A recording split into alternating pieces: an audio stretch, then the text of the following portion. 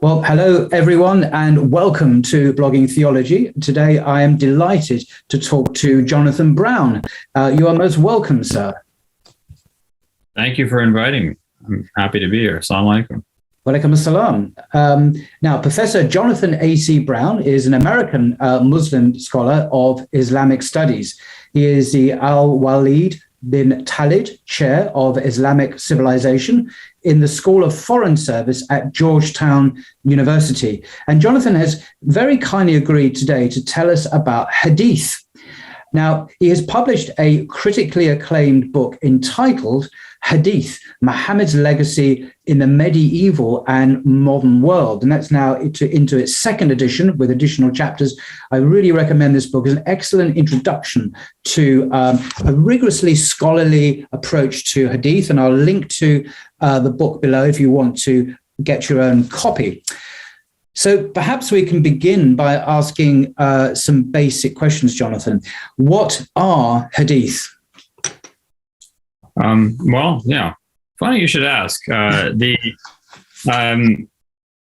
hadiths are reports about things that the Prophet Muhammad ﷺ said or did, or things that were done in his presence and that he did not object to, right? So the assumption being that if somebody did something in his presence, like ate a certain kind of food, and he didn't say, don't eat that, or you shouldn't eat that, that it's acceptable to eat that thing. So even things done in his presence are useful.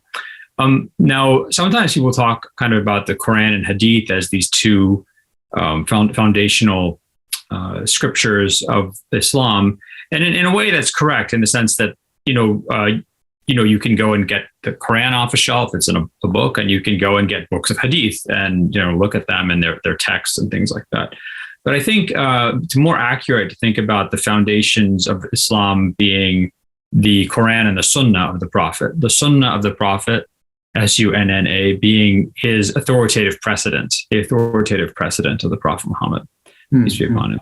So the Sunnah is, as Muslim scholars have long written. I was just reading actually in the works of Shah Wali Allah, the famous Indian scholar who died in 1762. This definition, which I hadn't seen earlier, is the Sunnah of the Prophet is the infallible application of the Book of God. It's the Quran lived out and applied by the Prophet Muhammad. And that's why the Quran talks about sending down al-kitab wal-hikmah, the book and the wisdom being the Sunnah, in the sense that God inspires the Prophet with wisdom to apply the Quran's message in his life. And Sunnah can take the form of adding to the Quran, for example, adding rules, like, the Quran says we can't eat, basically you can't eat, let's say, pigs. Whereas the Sunnah adds that we can't eat animals that have canines, that are predators, so you can't eat lion meat or something like that. The Sunnah clarifies and explains the Quran. So the Quran says, that the thief, male or female, cut off their hand as an exemplary punishment for what they've done. But we know from the Sunnah of the Prophet that this only applies to items that are above a certain value, in which that aren't certain things like foodstuffs or things like that, and also that the thief has to admit that they did this. If they just deny that they did it, or they thought it was theirs, then you won't have that punishment. It would drop down to a discretionary punishment. If you're interested in this, you can link to my article in Yaqeen it's called Stoning and Hand Cutting, which I think is a very important article. Yeah. So, this is sort of the irony of people who are kind of Quran only, or only want to understand the Islam through the Quran, is that you would be left with with having to punish any thief for stealing like a pen. You'd have to cut their hand off, whereas this is absolutely not the understanding of Islamic law, and that explanation and clarification comes from the Sunnah of the Prophet. The Sunnah of the Prophet, so it can add, it can explain, clarify, it can restrict, and it can affirm the message of the Quran. Right. Now, the relationship between the Sunnah and the Hadith is, sometimes people will get confused about this. Hadith are a way of knowing about the Sunnah of the Prophet. You can think really about, Muslim scholars thought about the Sunnah in, 3 or 4 ways. And they didn't talk about this so much. This is more my classification, but I think it's useful and I think it's accurate. First, they thought about it, as hadiths, right? So if you wanted to know about the Prophet's precedent, how he acted, what he said, how he lived, what his judgments were, what principles he lived by, right? How he understood the Quran, you could just go back and collect as many reports about things he said and did and things that were done in his presence as possible. And then sort of like building a puzzle, try and figure out, okay, which piece fits with which, what's something he said that was a general rule versus something he said that was for a specific situation, or what's something he said early on in Islam and then the rules changed later on, right? Or what's something he said that applies to one group of people and not to another group of people. What's something he said that maybe he was saying in a hyperbolic way, like he's preaching to people, so he's using kind of exaggerated language, versus something where he's being very legally specific, almost like a lawyer speaking. So and of course, then, as I'm sure we'll discuss, there's the challenge of figuring out whether or not these reports are actually things the Prophet said or not, or if they were invented later on. But let's assume you could authenticate them all. You would have a bunch of pieces of a puzzle, and then you would be trying to fit these pieces of the puzzle together. And this is, in fact, what one of the main ways that all Muslim scholars, understood the Sunnah. The second way is to think about the Sunnah as a kind of a method of problem solving, a way of thinking, but if you think about maybe like the letter of the law versus the spirit of the law, this would be more like the spirit of the law. How would the Prophet deal with the situation? And you can see this very clearly, for example, in the practice of the early Muslim caliphs like Abu Bakr and Omar, especially Omar, because he did so much legislating, that he would find a situation and he wouldn't quote the Prophet, but he would come up with a rule that he thought kind of best implemented. This is what the Prophet would do in the situation. So, for example, he suggested when Muslims started to encounter lots of non-Muslims outside of Arabia, he was like, he said, I would discourage Muslim men from marrying non-Muslim women, because this is, you can see like, wait, we were allowed to do this, but now it seems like there's going to be a problem of Muslim women not having enough men to marry. So he discouraged this.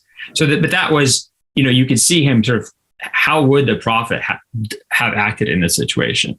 And what's interesting is you don't actually find a lot of hadiths from the very senior companions of the Prophet. Sometimes it's because they died, Abu Bakr died only 2 years after the Prophet's death. But people like Omar or Ali, Abdurrahman bin Auf, for example, lived for a long time after the Prophet. You don't see as many narrations from them, nowhere near as many as you see from younger companions like Ibn Abbas, Ibn Omar, Anas bin Malik, Aisha, right? Because those senior companions, they sort of lived the Prophet's Sunnah and carried it on, not by remembering specific things he said, but by like his personality had actually sort of imprinted on theirs. Like they had been shaped by their years with him, by their many, many years with him and constant contact with him. So, one way you can think about the Sunnah is hadiths. The second way is kind of a method of problem solving. The third one would be a practice of a pious community, that the Muslim community that is built by Muhammad in Medina. Actually, its practice, its way of doing things. When you go into the mosque, what do you do? When you're standing for prayer, what do you do? Where do you stand? How far apart do you stand? How does the prayer?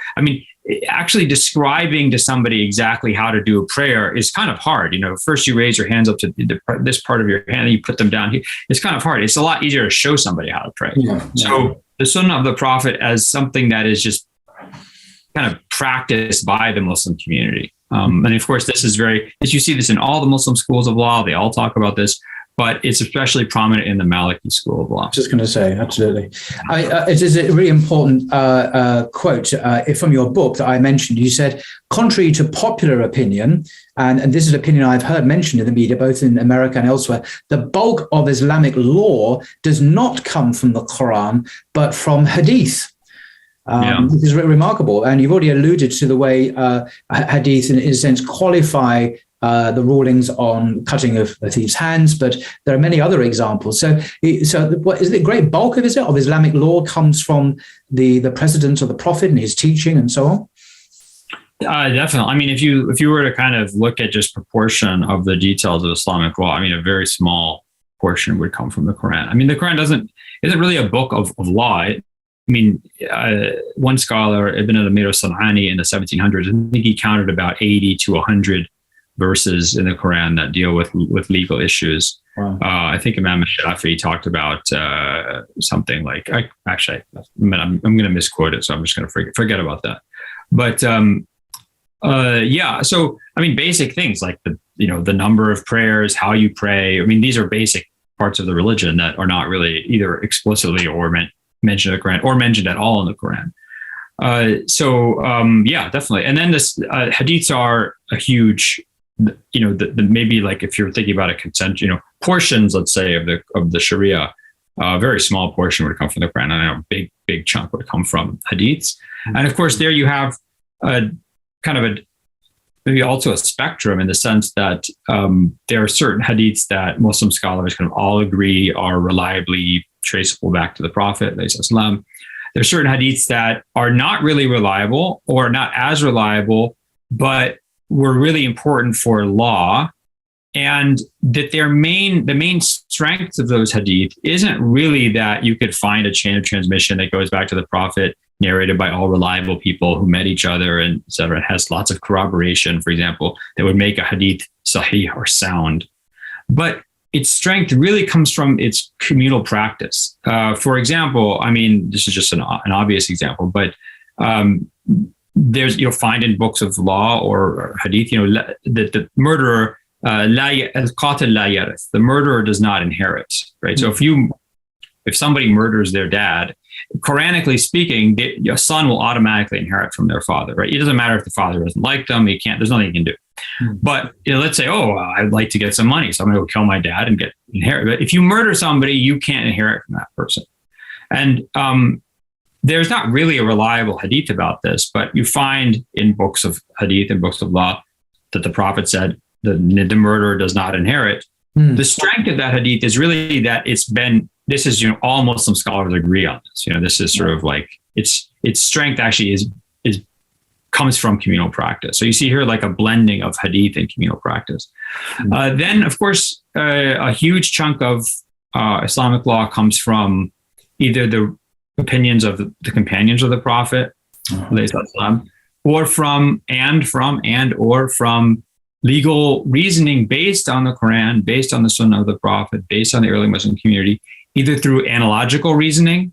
So, women don't have to breastfeed when they're, you don't have to fast if you're traveling. You don't have to fast if you're sick. Therefore, you don't have to fast if you're breastfeeding. So this is analogical reasoning. Right. Or, and then of course, other types of reasoning, like kind of what are the aims of the Sharia? What are its objectives? If we don't have any evidence from the Quran or the Sunnah of the Prophet or the early Muslim community, can we just sort of reason on our own to think about what would fulfill the aims of the Sharia? So these are all different sources of Islamic law, but definitely hadith are a major source. Okay.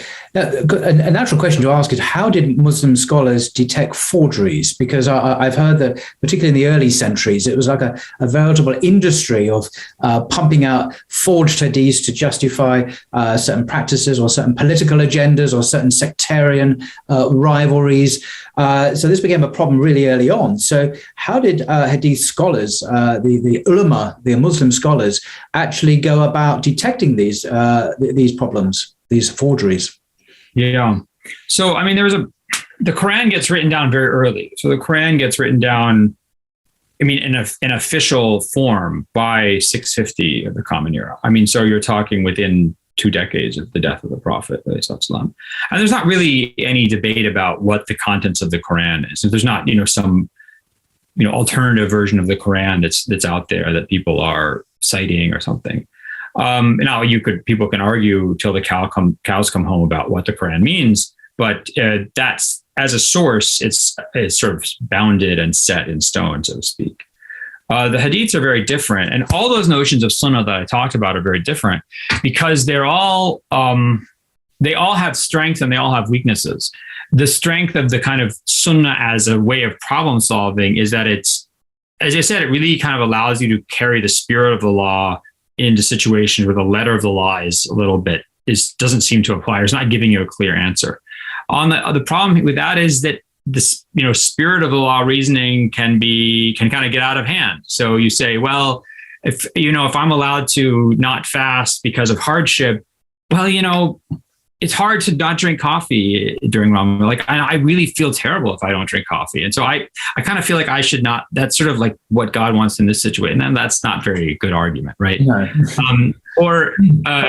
With communal practice, it's really sometimes, especially as you get farther and farther away from Medina of the Prophet's time in space and time, what Muslims do, Muslim communal practice can become very dirty, very polluted.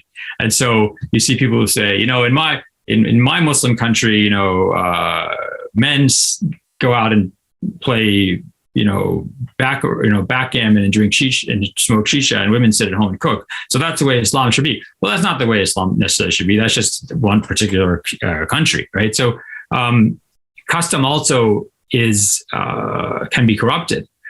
With hadith, the problem was it's a great way to get a really fine, detailed description of things the Prophet said and did. The problem is that, one, as I said, you have to kind of be able to fit the pieces together, but also it becomes extremely clear in the time of the successors. So essentially by the late 600s, that lots of hadiths are being forged, and this sometimes it could be mistakes, right? So sometimes somebody would think they remember the Prophet saying something when in reality it's another companion saying something, right? Mm-hmm. Or sometimes somebody could just get confused and mix two hadiths together. And those are not necessarily forgery. I mean, they are in effect forgeries in the sense that there was something the Prophet didn't say, but they're unintentional. They're byproducts of just the process of humans remembering and transmitting information. But then you have intentional forgeries that was done. Remember, Muslims, within the first 140 years of Islamic history, Muslims fight three major civil wars. In addition, they spread from the Hijaz to Spain and India. And, all the different cultures and religions and foods and clothings they encounter, and people are starting to become Muslim in North Africa and India and all these places. And of course, they're bringing their own traditions, their own questions, their own agendas into the mix. So you have political disputes, sectarian disputes, cultural disputes, legal disputes, et cetera, et cetera, et cetera. And what better way to advance your cause or your ideas than by saying that the Prophet of God said this or said that? So there's a huge, huge, huge engine of forgery that just starts chugging, especially in the early 700s. And that really keeps chugging hard through the 800s and even into the 900s of the Common Era, I think, when the bulk of this material is forged. So Muslim scholars have a challenge of how do you sort out what's authentically the words of the Prophet and what's forgery. I'm happy to talk more about that unless you want to. I'm just very interested because the role of this word isnad, a bit of technical jargon here. What is the isnad and the problem of forged isnads as well? But this idea of having reliable transmission from person to person, known people who could have met each other, did meet each other, who were known to be reliable, and so on and so on. There are various kind of checks that were made, weren't there, to see if of this hadith and its alleged authenticity really was authentic. And this has become quite a serious academic scholarly pursuit, hadith criticism, you can call it. Yeah. And that produced ultimately these amazing, what called Sahih collections, Bukhari famously, and Muslim as well, which are the gold standard of hadiths today, which everyone now looks to for really solidly reliable hadiths. But that came quite late, didn't it? I mean, it was almost controversial, these Sahih collections. Before that, there weren't these Sahih collections. There were all sorts of different kinds of hadith. Yeah. So I think a good way to think about this is that, Muslims, all Muslim scholars, as Muslims develop their own scholarly class. So amongst the companions, there's companions who are seen as particularly knowledgeable. Aisha, Zayd ibn Thabit, Omar, right? Ibn Abbas, Ibn Mas'ud, Ali ibn Abi Talib. These are companions who really look to for their understanding of the Quran of the Prophet. And then they teach the next generation of scholars in Medina, like Ibn Sa'id ibn Musayyib, Nafi', Kharaj ibn Zayd ibn Thabit, Qasim ibn Muhammad ibn Abi Bakr in Kufa, people like Ibrahim al-Nakha'i, right? Sha'bi al-Himyari in Egypt, in Yemen, in Syria. And then you sort of had the second and third generations, you really have these very clear scholarly figures emerge. And they're all presented with this problem, which is, okay, we have a huge problem, which is we don't know what is really the sayings of the Prophet and what isn't. And you can kind of think of a couple of different ways to solve this. One is maybe the way that emerges really clearly in Kufa, especially around the thinking of a scholar named Abu Hanifa, who dies at 157, 67 of the Common Era, which is to say that, in Kufa, I remember also, this is really important, which is that there's not like some internet, there's not some book of hadiths you can go to the library in Kufa and check out, right? And there's no, if you're in Kufa, the way you know about Islam is because a bunch of Muslims showed up. Well, they built the city of Kufa, right, outside of Hira in Iraq. And the Muslims who happen to settle there are the ones who tell you about Islam. And if they remember certain things the Prophet said and they forget other things, and the guy in Egypt, the companions in Egypt, remember certain things the Prophet said and don't remember other things, you're going to have kind of two different versions of Islam in a way. And of course, they're not very different, but that's one of the reasons we have different schools of law, is because you have this early plurality of remembering what the Sunnah of the Prophet is.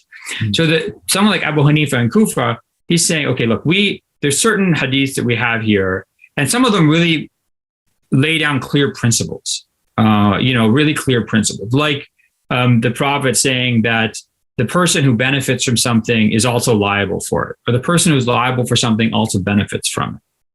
That seems like a principle. And so when he comes across a hadith that doesn't seem to fit with that principle, or it seems to contradict it, Abu Hanifa, he might not say, I don't think the Prophet said this, but he just doesn't think this is representative of the Sunnah of the Prophet. So they try to kind of look at the Quran, look at the hadiths that they feel are kind of reliable in Kufa, and then extract from those sources some rules about lawmaking, about norms. And then those rules are definitive. And if you come across a hadith that seems to conflict with those, you just sort of dismiss it. It's probably not something the Prophet said. It doesn't make sense in the system they've established. Other scholars who are actually more concerned with theology, which is a group called the Mutazilites, which emerged in the kind of mid 700s, especially in Basra and Baghdad, later on in Baghdad. They're much more influenced by kind of theological discussions coming out of the Greco-Roman Near Eastern world, of Christian theology, of Jewish theology, of Greco-Roman philosophy, where you have, certain way there. How do you get certainty in life? You get certainty through sense perception. You get certainty through the first principles of reason. You get certainty through just unambiguous, uncontested transmission. Like, I've never been to China. I don't know if you've been to China, no. But I'm prepared to say that China exists, although I've never actually seen it. Right? We've just been bombarded with so much transmitted evidence that we don't doubt this. So they're much more concerned. These Mu'tazilites are much more concerned with like these debating with Christians or Jews, and coming up with a way of sort of rooting Islam in epistemological sources that are certain and that are not going to carry any doubt. So they're very skeptical of somebody coming and saying, so-and-so told me that so-and-so said that the Prophet said this. Like, for them, it's like a game of telephone. Now they understand the Sunnah of the Prophet is essential. They understand. Mu'tazilites are Muslims, right? These are not people who are, insane heretics or something, right? They're saying like, look, this is not really going to cut it. Right? This is not really going to cut it for what we want, especially for theology. Maybe for law, you could get something from these rules. But what they say is, if you really want to know that the Prophet said something, it has to agree with the Quran. It has to agree with the established Sunnah as we know it. It has to agree with first principles of reason as we understand them. And this is a big deal, big difference. And or it has to be agreed upon by everybody. And here is where we get to the third group, the third approach, which is criticizing both of the previous ones. And this approach ends up being the Sunni approach, the approach that produces those hadith collections that you talked about, like Sahih Bukhari and Sahih Muslim. And what this group says, and it's forms around figures like Abdullah ibn al-Mubarak in Khorasan, Malik in Medina, Ibn Hanbal in Iraq, right? Sufyan al-Thawri, Sufyan in Kufa. What this group approach says is, look, here's a problem with these two approaches prior to this, which is that they both are setting up sort of standards for deciding what the Prophet said or didn't say that are too much the creation of their own worldview, right? So they're putting their own minds, in a way, their own minds in the position of being the judge of what the Prophet said or didn't say. There's a problem here, right? And this is a really good, I mean, they have a good point, right? Imagine this, if I tell you that there's more women in paradise than men, or let me make it easier for you. If I tell you that there's more men in paradise than women, you're going to say, I don't think that's true. That seems kind of sexist. Like, that doesn't seem fair. Islam's not sexist. I don't think that's fair. But actually, you have no idea. And you have no idea. Like, if someone's a prophet of God and God tells them information that comes from the unseen, for all we know, there are more men or more women in paradise, right? That we don't know. I mean, we can say like this seems sexist or not, but that's just us talking about what our values are. Yeah. So the problem is that there's certain, if we were to generally like sit around and evaluate things we hear, we could talk about notions of fairness or justice. But really, when it comes to things that are from the unseen, we actually don't know the answers. We don't know what the unseen is, right? So the reason is starting to get humbled here.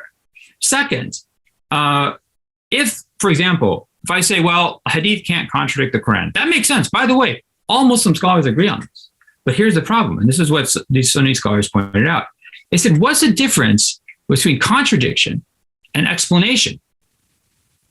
If I say that, the Quran says that carrying dead animals has been prohibited for you. That's what the Quran says. Now, we find a hadith that the Muslim companion to the Prophet find a dead whale washed up on the beach of the Red Sea, and that they eat from the meat of this whale. And then they come back and tell the Prophet they did this, and he doesn't object to it. This is fine. This technically contradicts the Quran, but nobody actually rejects this hadith. They see this as an explanation. The Quran is talking about land animals, not sea animals. In fact, we have other hadiths that also talk about the contents of the ocean being pure to eat.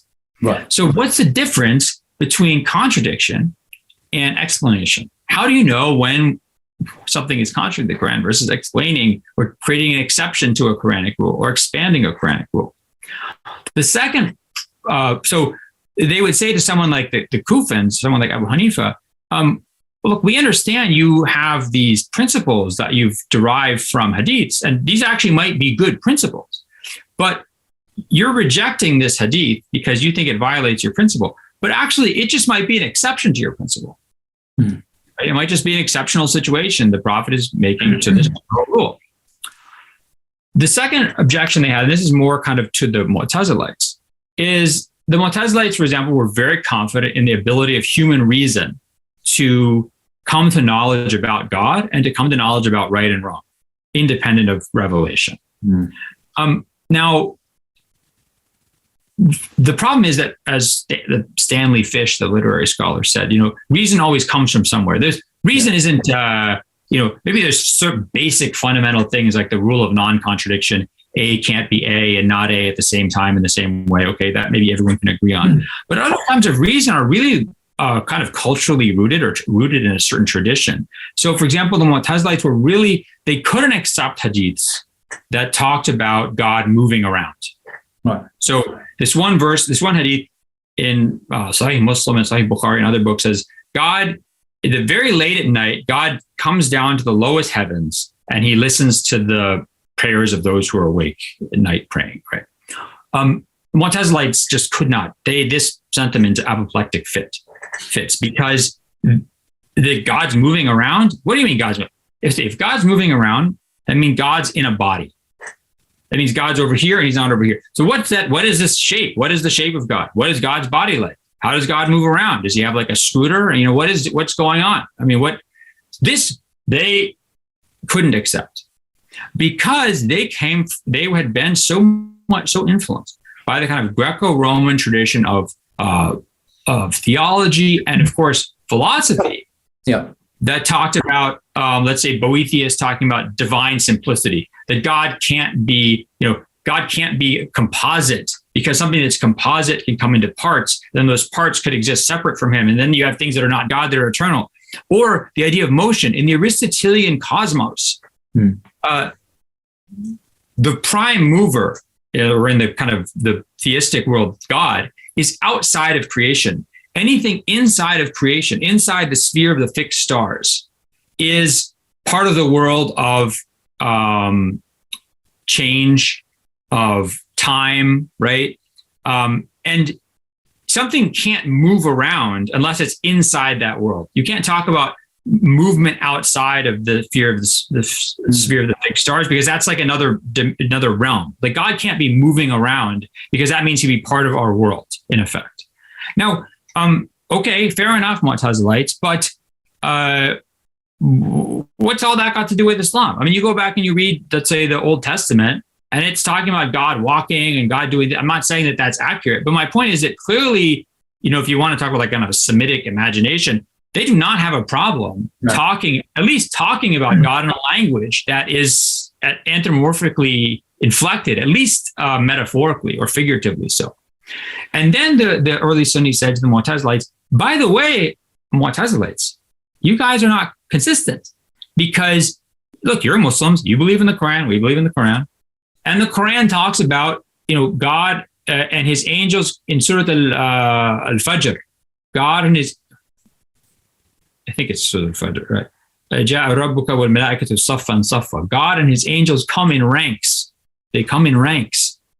So God's coming in ranks with the angels.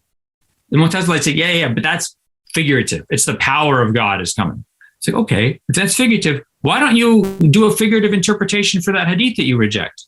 Maybe it's not God's, coming down. Maybe it's God's mercy coming down. And in fact, this would be the interpretation of later Ash'ari Sunni scholars. They'd say that it's not actually God coming down. It's the mercy of God or the knowledge of God approaching to us. So they were saying, if you look, you're willing to interpret the Quran figuratively when it seems to go against your ideas of reason, but you're not. But when it comes to hadith, you just throw it out. Why? So what the early Sunnis proposed is, if we want to figure out what the Prophet said and what the Prophet didn't say, we are saying that we're recognizing that human reason is a liability here. It means sort of giving too much power to your own culture, to your own understanding of reason, to your own background assumptions. So let's try and take reason out of the equation, and let's just look at transmission. Let's see, okay, where did this material, who narrated this? Where did you get this hadith? Where did that person get the hadith? Where did that person get the hadith? Okay, let's look at these people. Let's look at what they transmit. If so-and-so, if Paul, let's say, is narrating from his teacher, and he narrates, A, B, C things, then the other students of this teacher also narrate A, B, C from this teacher. But now, it seems like these guys are all narrating the same thing, so they might be reliable. But let's say one student narrates F, G, LMNOP also from the teacher, and that student only studied with that teacher for 3 months or something, whereas you studied with him for 10 years. Whoa, wait a second. This student is claiming things from the teacher that are not corroborated by the other students. So once you start looking at what somebody narrates from their teacher, is it corroborated by other students of those teachers? You can start to decide, is that person a reliable transmitter? Once you've decided they're a reliable transmitter, you can say things that come from this person, from another person, and we say, this person met that person, they lived at the same time in the same city, they said, I heard this from that guy, right? Or that girl. Then these people become reliable transmitters. And through a process of evaluating the reliability of transmitters and then looking for corroboration or the lack of corroboration for reports, we can decide what are reliable hadiths of the Prophet and what aren't. And so that was the method that was developed really in the Hijaz and Iraq and Khorasan in the essentially late 700s to early 800s, and then really perfected in the mid 800s by scholars like al-Bukhari and Muslim and their students. And they produced a set of collections that were fairly quickly appreciated, although not every collection was appreciated and valued in the same way at the same time. But especially Bukhari and Muslim's books really came to be seen as the pinnacle of the critical rigor of this process and seen as the most stringent book in terms of what authenticating what the Prophet said. Yeah, and your PhD is actually on that very subject, isn't it? The Sahih collections of Bukhari and Muslim, which how they attained that position. Yeah, which is well worth getting and can be purchased. By the way, on this whole subject that Jonathan just mentioned, I do recommend his acclaimed book, Hadith, Muhammad's Legacy in the Medieval and Modern World, which I said before, I will link to below. It's really worth reading. Just something that really interests me in that book I've just mentioned. I often hear, by the way, that particularly from Christian missionaries, for some reason, I'm not sure why, that we have no hadith that can be traced back to the companions of the Prophet. Yet, in your book, you mentioned that we now have things called Sahifa, or Sahifas, apostrophe S, if you add the English plural, which are kind of these small notebooks. And there's a fascinating story here, I think, where I got a friend of mine who happens to be a Muslim scholar in the Hanafi tradition, and he said, when I spoke to him about this, that the hadiths used to be are passed on orally in his tradition, and they had been like forever, for generations and generations.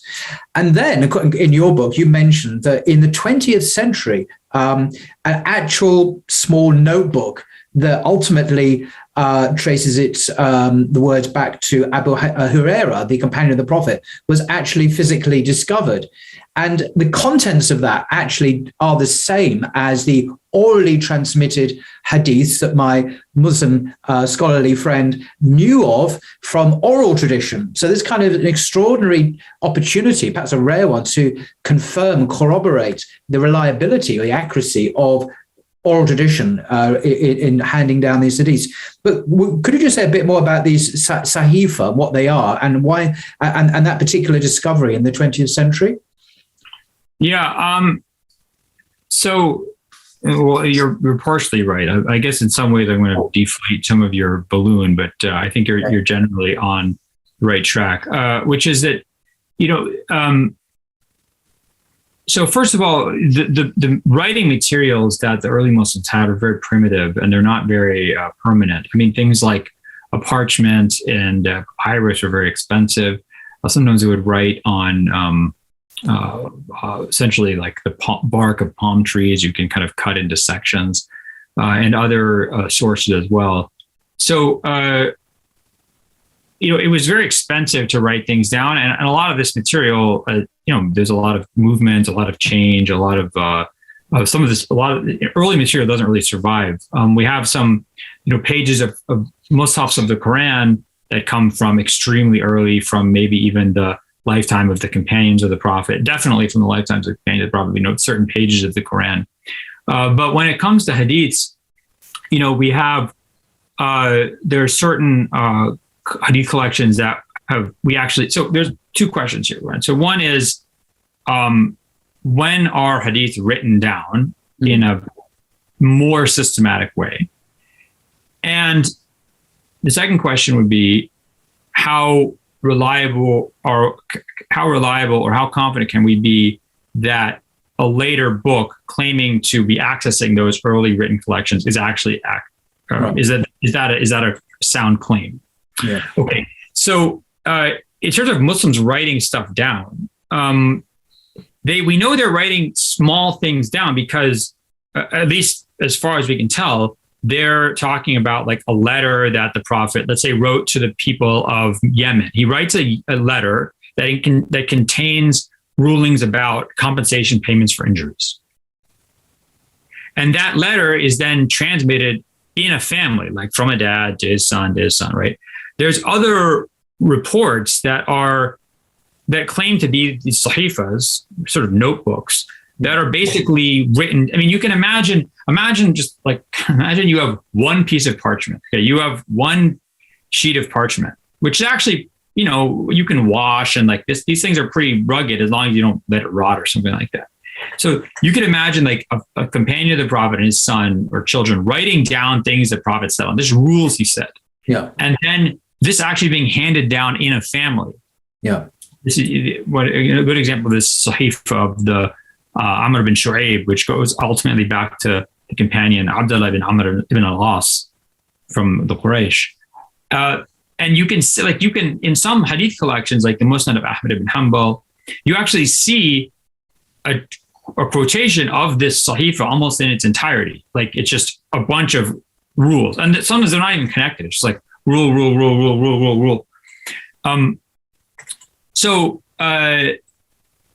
clearly, from what we can tell, Muslims start to write things down very early, but these are very limited writings. They're not systematic. They're like done by a family or a person in a family, and then kind of pass on in that family. Abu Hurairah, the companion of the Prophet who narrates the most hadiths from him, actually only knows the Prophet for about 2 or 3 years. He mostly is hearing other hadiths he's hearing from other companions things that the Prophet said. Right. And there are reports that he actually is also collecting and copying these sahifas that he can find. Right. Now, we have one such sahifa, the Sahifa of Hammam ibn al-Munabbih from the student of Abu Hurairah, but we don't have like Hammam's written version. We have one that can be dated back to the early 800s. Right. So let's say that would be about 70 years or so after Hammam's death. I see. Maybe we can date it back to that original. Now, that's not surprising, right? Because if you want a book to survive, anything to survive, you have to, you can either put it in like a vacuum, whatever, sealed bag or something, right? But eventually it's going to get worn down into pieces. And so, especially if people are using it, so you need to recopy it. Yeah. So that gets us to we have actual physical pages of hadith collections or of people's written compilations of hadith from the mid 700s, from the late 700s, from the 800s. Right. Really going back to like kind of the mid 700s is probably the earliest actual physical copies of things we have that have survived. Right. Okay. Now, in the time of the younger successors, so around, let's say, the early 700s, successors like Az-Zuhri, Sa'id bin Abi Aruba start to write down hadiths more systematically. So now they're actually writing down more things they hear. They're actually trying to write down a lot of their hadiths that they hear. They're not just trusting that they're remembering them. It's not just Sahifa from their family. They're actually trying to collect and compile. But they have very small amounts of material. Maybe their scrolls are about like, you could carry it in their saddlebags on their camel. It would be no problem to do that. Whereas by the time you get to like Ibn Hanbal in the mid 800s, his library of hadith is like 12 and a half camel loads of books. Because by that time, by the time you get to late 700s, Muslims have gotten paper, the technology of paper, which is cheap, and you can write as much stuff as you want. Right? It's not, you don't just have like a small amount of papyrus or a small amount of parchment that you can write on. Okay, so we have texts like from the late 700s, in actually the texts themselves dating back from the late 700s, but very limited. Now, then the final question is, if you have later books, later actual physical copies, you can date to like the 1000s or something, or the 900s, or the late 800s. to what extent can you be confident that they're actually reproducing things from earlier? There, you have to look at the works of scholars like Harold Motsky, the late Harold Motsky. I think he died in about 2014, if I'm not mistaken, where he's looked at a lot of these what's early Musannafat books, which are basically books organized by topic. The Musannaf Abdur Razzaq Sanani, who died, I think, around 827 of the Common Era, Ibn Abi Shayba, who died in the 840s, of the Sirah of Ibn Ishaq. And what he's done by looking at all these different sources and sort of saying, okay, these people are claiming to narrate from a common link, and they all sort of narrating the same thing. And then these other people are also narrating from the earlier generation, and they all kind of agree. And then you start looking, you see, look, here's a version of the report that has, the content has, let's say, A, B, and C in it. And it's transmitted along certain paths. And there's another version that has B, C, and D in it, and that's transmitted along certain paths. And if you look, you don't see A on this path over here. So you're seeing that the contents of reports are really consistent with the chains that they're getting transmitted by. So, and then maybe also some of those transmitters are saying things like for example, a Zuhri or his student, Allahumma salli Muhammad, like his student, Ibn Jurayj or something, right? They'll say, I don't know what this word means, or I don't understand what he meant by this. Or they'll transmit something that disagrees with what they think the correct idea is. So why would somebody make up something and then say, like, I don't understand what he meant by this, or this is what he said, I don't know what the word means, or it actually disagrees with my opinion. So all these things together that I mentioned gave Motsky a sense of confidence that you could date specific reports, not necessarily the entire Hadith corpus, but you could, if you start just looking at individual reports, you could start to date them back to the late 600s of the Common Era, kind of the time that they're actually still companions of the Prophet alive, like Anas Malik. And so that, I think, is it doesn't help you say that Sahih Bukhari is 100% accurate, or the Muwatta of Malik is 100% accurate. But what it does tell you is that Muslim scholars were able to accurately transmit material from the very early period. And by the way, what's interesting is that a lot of times when they are, let's say, when errors or misinformation or forgeries are entering into this, sometimes it's, Muslim scholars are aware of it, and sometimes they were, not necessarily averse to it. And I'll explain that in really quickly, right? So for you to say that, for somebody to say, is everything in Sahih Bukhari true? Did the Prophet say everything is in Sahih Bukhari? Well, the answer is no, but the question is wrong, right? The question is wrong because there are in Sahih Bukhari, let's say, sometimes 5 or 6 different versions of one hadith, narrated by different chains of transmission, and they might differ in details. One says the Prophet prayed 2 prayer cycles before he did this. The other one said the Prophet prayed the 2 prayer cycles after he did this. Which one is correct?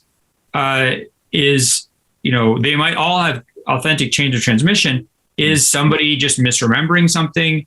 Are both of them actually remembering something, but they were on different occasions? Or did someone in the chain of transmission get confused? So Bukhari himself will talk about this, and later scholars will talk about this. But they can't. In one sense, they can't both be true in a sort of digital sense of either right, wrong, right. But they're all they're definitely giving you the most accurate possible picture of what people remember about the Prophet's sayings and his actions. The second thing is that a lot of these reports that people are very suspicious about, and you can, if you gave a list of the hadiths that that people get upset about being in, let's say, Sahih Bukhari or Sahih Muslim, you could pretty much say that they all come from certain chapters of those books. They all come from chapters about the beginning of time, the end of the world, the day of judgment. They come on things about like campaigns of the prophet, things that happen out on campaign, the virtues of people, like such and such a person is so good because of this, right? And those are topics that, as far as we can trace back the science of Sunni Hadith criticism, Sunni Hadith scholars were saying, Hadiths that deal with law, ahkam, halal and haram, how you worship, how you fast, what you can eat, what you can drink, right? What they saw as the core areas of the religion. They were very strict about the isnads for this. They said, on other issues, like the virtues of people, what happens at the end of time, what happens at the beginning of time, the rewards you get for certain actions, et cetera, manners, du'as you make, right? Invocations you make. They said, we are lax about this because they didn't see this as core issues. And, okay, Moses was so great that he did this. We know Moses is great already. He's a prophet. Was he this great or that great? I mean, it sort of doesn't matter. The prophet said that it's really good to teach your children good manners. We know it's good to teach your children good manners. That's not changing anything. If teaching your child good manners gets you this reward in the day of judgment as opposed to that reward, that's a sort of not really a big deal for them because it's not changing anything that they don't already know. So that's where a lot of sometimes not so much in like Sahih Bukhari and Sahih Muslim, but certainly in the other collections, a lot of the material that people find problematic is actually in subject areas that Muslim Hadith critics themselves were admittedly lax about because they didn't see it as detrimental. They didn't see themselves as betraying the Sunnah of the Prophet in doing this. Okay, that's very helpful. But perhaps finally, my final question, as you've been discussing this for nearly an hour now, is to do with the Western historical critical method. You mentioned briefly Harold Motzki, this very esteemed German scholar who just died a couple of years ago, hugely influential figure, a Western scholar, non-Muslim, I think. I assume he was non-Muslim. Yeah.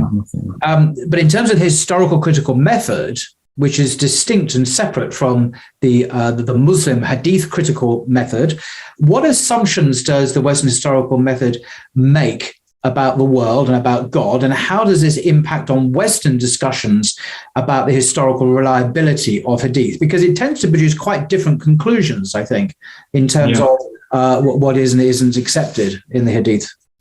So if you want to share with your audience, there's on yaqininstitute.org, there's I think it's basically a sample from my Hadith book, and I added material as well. I think it's called Blind Spots. If you look up kind of on Yaqeen Institute, something called Blind Spots, it's essentially the chapter of my Hadith book on historical critical method that I actually also add material to. So sort of like an enhanced chapter. And this will be good for your readers, or your viewers, if they want to learn more about this. The way that, if you think about how like we in the kind of modern West think about what's true and false in history, what's true and false about religion, this is not an objective methodology. Human beings don't drop out of the womb and automatically view the world the way a French person views the world today, right? Or an American person views the world. These are specific traditions they come from. And if you look back at the way that, that Western scholars approach not just their own religion, but also Islam and kind of questions of authenticity and reliability, you see how it's shaped by the specific experience of Western Europe with Christianity and the classical Greco-Roman tradition, essentially from the Renaissance until the modern period. Right. Just briefly, a few things that are really important are the discovery in the 1500s, 1600s, and 1700s that there are a lot of gospels that had totally different understandings of Jesus' message that didn't make it into kind of the official Christian corpus. Second, that the early church, Christian church, introduced a lot of ideas that were not present in the earliest material we can date back to, let's say, the Christian community or Jesus or, et cetera, right? Yep. Third, that the Old Testament itself was not the product of, let's say the 5 books of Moses were not written by Moses, but in fact were the product of multiple authors in different contexts with different aims. Yeah. So a couple of assumptions just that we can talk about quickly, and I think your viewers would benefit from reading the Blind Spots article. I think if they're interested in this. Yeah. And I think these are the ones that kind of end up being the most influential in the way Western scholars talk about Islam today. Not all Western scholars, some Western scholars, is that there is this absolute conviction that religion change. So what the original Christianity, the original message of Jesus was not what eventually ended up being expressed in the 4 canonical gospels of the New Testament. Right. So that becomes in some ways like an article of faith by the late 1700s and the early 1800s amongst Western academic scholars of religion. And then later on, even by pious believers of those religions in some ways. Not all of them, but some of them, right? So this idea that orthodoxy is a historical creation, and then orthodoxy goes back and changes what came before it to make it look like it wanted history. Yeah. So create a sacred history. Yeah. That scriptures can't be intact because the Bible is not intact. So, no other scripture, just scriptures are doctored, they're forged, they go through changes. Orthodoxy is a later creation. It goes back projects its own vision of the religion and history onto the past. And so they just assume this is the case for Islam. Now, there may be aspects of this that are true.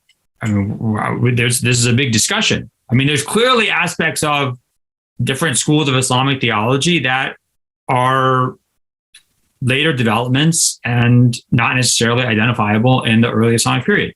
So you mentioned the Mutazilites, who said were Muslims, and obviously they're influenced by Hellenistic philosophy and their interpretation of Hadith. Presumably that doesn't go back to the original community. Yeah, exactly. I mean, precisely. This is what they were criticized for, right?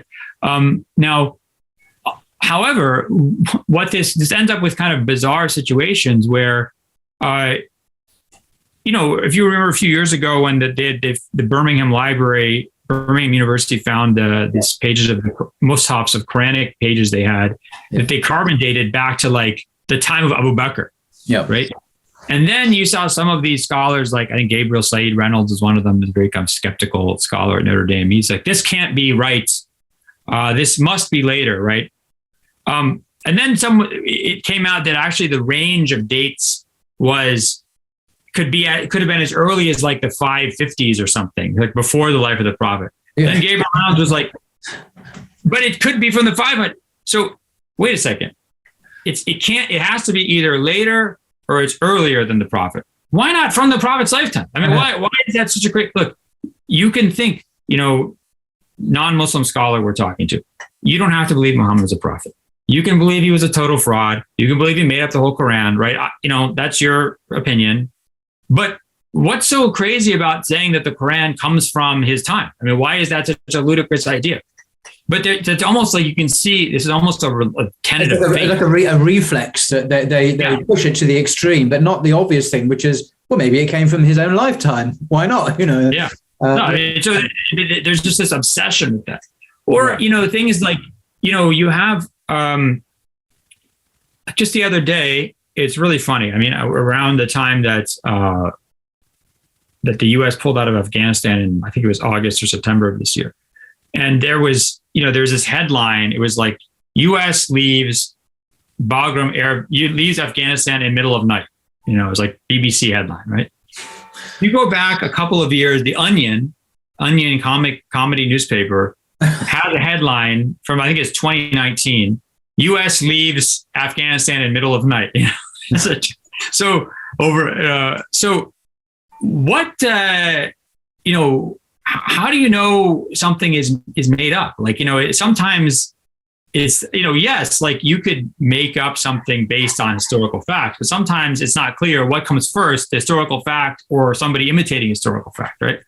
So a good example of this is like when the Quaker, I think his name's Thomas Naylor or something, this Quaker kind of leader in Britain in the 1600s, he enters, I think, the city of Bristol, and he enters it on riding a donkey, and people are like throwing palm fronds in front of him.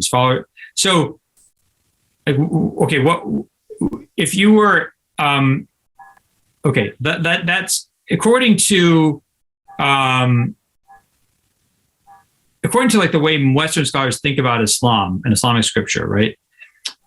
What that would mean is that that guy's followers then wrote something in the Bible that talked about Jesus entering Jerusalem riding a donkey with people throwing palm fronds in front of him. So they would go back and doctor scripture to make it sort of prefigure or presage this leader's entrance into Bristol in the city in the 1600s. But of course, that's ludicrous because we know that the Bible, I mean, whatever the authenticity of the Bible is, it definitely comes from way earlier than the 1600s in Britain, right? Yeah. So what's happening here is Thomas Naylor, I forget his last name. I think it's Naylor. If I'm wrong, you can correct it in the I'm sure box underneath or whatever. Which is that what he's doing is he's acting out scripture. Yes. So, like in the case in the case of hadiths, there's a hadith that talks about the Prophet talking about the black banners will come from the east, like the kind of the Mahdi, the Messiah will come. A messianic figure will come from the east in Khorasan and carrying black banners. Now, the Abbasid Caliphate, the Abbasid Revolution started in Khorasan, and their colors, their banners were black, their uniforms were black. The Abbasid caliphs all wore black, right? So what Western scholars would say is that this hadith was invented to kind of legitimize the Abbasid movement as like this messianic movement bringing justice and filling the world with justice as it had been filled with injustice. Okay, that's possible, but it's also possible, like this Quaker fellow in the 1600s in Britain, that there's an existing hadith that talks about black banners coming from Khorasan that maybe the Prophet actually said. And so the Abbasids are like, hey, like, what color are we going to wear?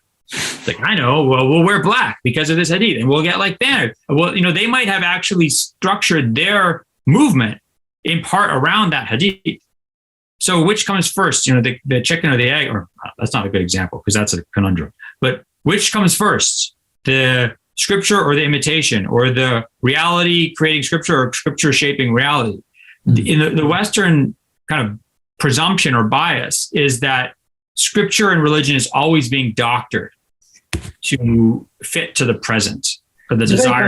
It's a very kind of skeptical, suspicious methodology that's never quite taking, if a prophet actually is a prophet and predicts things in the future, I mean, from an Islamic point of view, that's kind of automatically discounted because, hey, we're suspicious Westerners and we don't believe that God acts in the world anyway, and there aren't real prophets that God speaks through and make actual predictions that actually come true. So there's a whole worldview here which is suspicious, looking for ulterior motives, looking for are the post facto creations and retrofitting narratives, and it's a very kind of conspiratorial.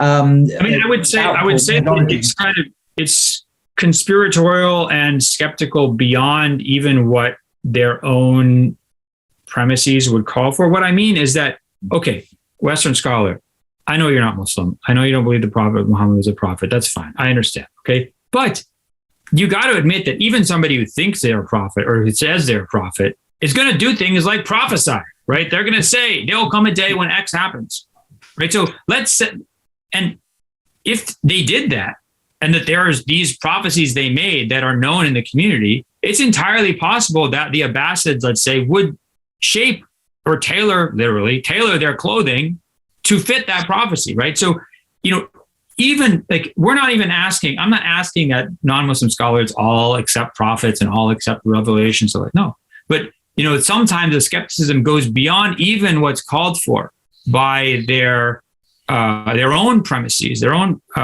sort of starting points, to the point where sometimes it becomes more insane to believe what they're proposing than just to believe that like the prophet actually said something. Like the prophet clearly said something in 23 years of being a prophet. Like he didn't just sit there and not say anything for 23 years, right?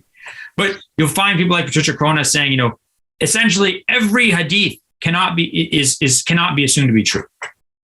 I mean, I don't understand. Like, well, you want me to believe that all this stuff was made up, or I wrote an article about this. I think it's on my webpage about Tom Holland and his In the Shade of the Sword, right? Where he has this idea that the 5 daily prayers actually comes from Zoroastrianism in like the 700s. And his evidence is like a Zoroastrian guy talking about how Zoroastrian converts still like to drink after they become Muslim.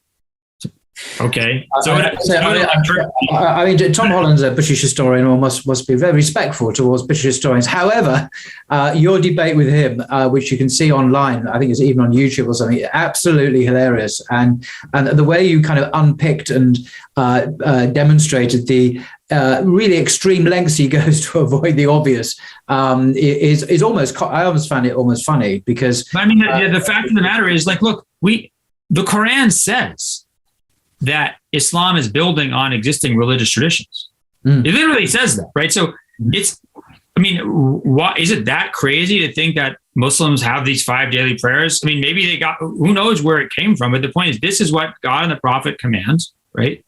And is it that crazy to think that Muslims, why does everything have to be made up later on? Why does everything have to come from like some Zoroastrian conspiracy in the 700s? Yeah. It's just... Yeah, I know with Tom Holland, he's very respectful to people like Tom Wright, former Bishop of Durham, and very ultra-conservative Christian scholar. I mean, he's a great Christian scholar, Tom Wright or N.T. Wright. So he's he's very kind of accepting and sympathetic towards that kind of biblical Christian methodology when it comes to the Gospels and their historicity. But when it comes to Islam, there's a very different kind of methodology and, dare one say, skepticism to do with the sources there. So there's a slight inconsistency, I would suggest. Yeah. Perhaps we can draw that to a conclusion there. I've been absolutely fascinating, Jonathan. Thank you so much for sharing your expertise with us.